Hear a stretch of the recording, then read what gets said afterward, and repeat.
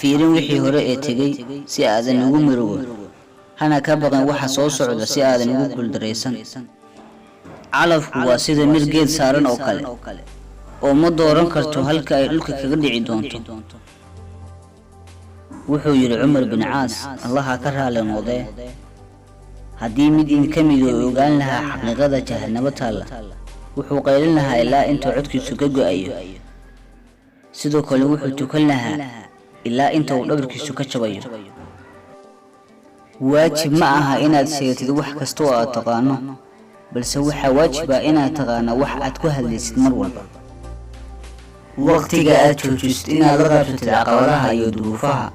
ogow waa waqtiga aad joojistay inaad hore u socoto waad guul gaadhi jacaylka dhabta ahi waa midka aad jeclaata Alle subxaanahu wa tacaala kelmadaha iyo hadallada wanaagsan iyo dhoola cadaynta daacadda ahi waa sadaqo oo u sadaqayso walaalkaaga muslimka ah